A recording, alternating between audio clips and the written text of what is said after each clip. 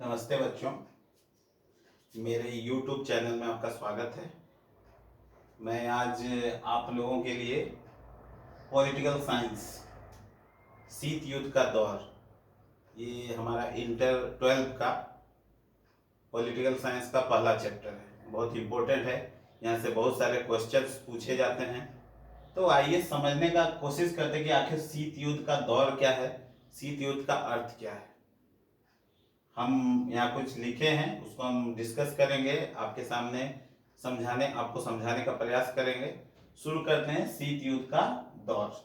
ये क्लास 12 का political science का पहला चैप्टर है, बहुत ही इंपॉर्टेंट है। आप ध्यान से देखिए और सुनने की कोशिश कीजिए, समझने की कोशिश कीजिए। आइए शुरू करते हैं शीत युद्ध का दौर। 1945 ईस्वी को द्वितीय विश्व युद्ध की समाप्ति के बाद विश्व एक अजीबोगरीब स्थिति। हम लोग जानते हैं कि विश्व में 2 वर्ल्ड वार हुए। प्रथम 1914 ईस्वी से 1918, दूसरा 1939 से 1945। तो जैसे ही द्वितीय विश्व युद्ध समाप्त हुआ, पूरी दुनिया एक अजीबोगरीब स्थिति से गुजरने लगी। शीत युद्ध तो विश्व युद्ध तो समाप्त हो गया, लेकिन उसी प्रकार का एक अजीबोगरीब का दूसरा युद्ध शुरू हो गया। अमेरिकी कूटनीतिज्ञ बर्नार्ड बारूक ने इसे शीत युद्ध का नाम दिया। अमेरिकी कूटनीतिज्ञ, एक बहुत बड़े जानकार कूटनीतिज्ञ थे जिनका नाम था बर्नार्ड बारूक, ने इसे शीत युद्ध का नाम दिया, कोल्ड वार। यह स्थिति 2 महाशक्तिशाली देशों के बीच हो रही थी। ये जो स्थिति थी विश्व के 2 महाशक्तिशाली देशों के बीच थी, एक था अमेरिका और दूसरा सोवियत संघ। ये जो शीत युद्ध का दौर, जो तनाव की स्थिति चल रही थी, ये अमेरिका और सोवियत संघ के बीच में चल रही थी। अमेरिकी पश्चिमी यूरोप गुट का समर्थक था, जबकि सोवियत संघ पूर्वी, यानी कि यूरोप को 2 टुकड़ों में बांट दिया गया था। पूर्वी यूरोप सोवियत संघ सपोर्ट कर रहा था, पश्चिमी यूरोप अमेरिका सपोर्ट कर रहा था। जब चीन 1949 ईस्वी को साम्यवादी देश बना, तो शीत युद्ध एशिया में भी पहुंच गया। यानी कि रूस साम्यवादी देश है, उसी प्रकार जब चीन 1949 ईस्वी में साम्यवादी बना, माओ तक से तुंग के नेतृत्व में, तो चीन, यानी कि चीन में भी शीत युद्ध आ गया। हम कह सकते हैं कि एशिया महादेश में भी शीत युद्ध का दौर शुरू हो गया, यानी कि चीन साम्यवादी देश बन गया। सोवियत संघ का असर चीन में भी देखा जाने लगा। तो कहीं ना कहीं एक ही विचारधारा के देश अपने विचारधारा के देशों का सपोर्ट करते हैं। तो एशिया में भी चीन के यहाँ शीत युद्ध आने से एशिया में भी शीत युद्ध का आगमन हो चुका था 1949 ईस्वी में। धीरे धीरे एशिया और अफ्रीका के कई देशों में शीत युद्ध पहुंच गया। मतलब धीरे धीरे एशिया और अफ्रीका महादेश के बहुत सारे देश शीत युद्ध की चपेट में आ गए।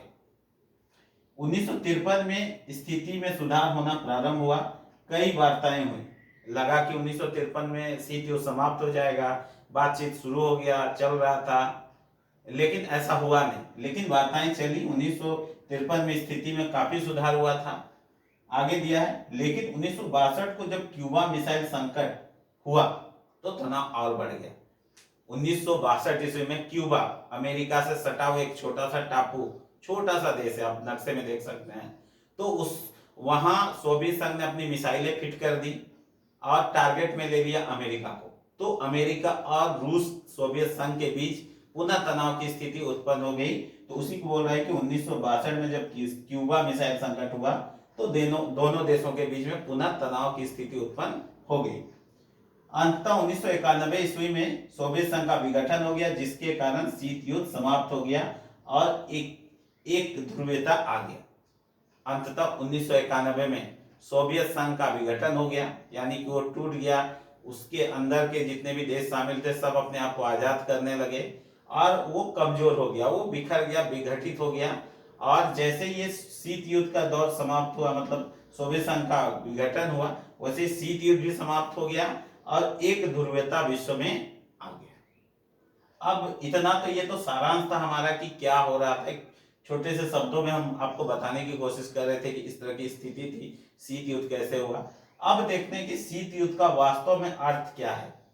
तो यहाँ आप देख सकते हैं, शीत युद्ध वह तनावपूर्ण स्थिति है जिसमें हथियारों या अस्त्र शस्त्रों का प्रयोग नहीं किया जाता है। कहने का मतलब है कोल्ड वार, शीत युद्ध एक ऐसी स्थिति वाला युद्ध है जिसमें हथियारों का, अस्त्र शस्त्रों का प्रयोग नहीं किया जाता है, गोला बारूदों का प्रयोग नहीं किया जाता है, बल्कि समाचार पत्रों, रेडियो, टेलीविजन द्वारा एक दूसरे को नीचा दिखाने का काम किया जाता है, यानी कि टिक्का टिप्पणी किया जाता है समाचार पत्रों, रेडियो। तो यही हाल था अमेरिका और सोवियत संघ का, दोनों ही एक दूसरे को टिक्का टिप्पणी कर रहे थे, नीचा दिखाने का काम कर रहे थे, जिसके कारण दोनों देशों के बीच में तनाव उत्पन्न हुआ। उसे ही शीत युद्ध का नाम दिया गया। तो आप याद रखिएगा, शीत युद्ध वो तनावपूर्ण स्थिति है जिसमें न तो हथियार का इस्तेमाल किया जाता है, ना तो अस्त्र शस्त्र चलाए जाते हैं, ना गोला बारूद चलाया जाता है, बल्कि उसमें समाचार पत्रों, टेलीविजनों, रेडियो के माध्यम से एक दूसरे को टिक्का टिप्पणी की जाती है और नीचा दिखाए जाने का काम किया जाता है, जो 1945 से 1991 तक चला और ये अमेरिका और सोवियत संघ के बीच में चला। आज मेरे YouTube चैनल से आपको इतना ही मैं जानकारी दे रहा हूँ। अगले फिर एक नया वीडियो या कुछ वीडियो जब मैं बनाऊंगा तो आगे हम लोग इस विषय को, चर्चा को जारी रखेंगे। धन्यवाद। अगर आपको पसंद आए तो लाइक कीजिए, शेयर कीजिए और मुझे भी अच्छा लगेगा। मैं भी मेहनत कर रहा हूँ आप तक इस लॉकडाउन में कुछ जानकारियाँ मिल जाए। धन्यवाद।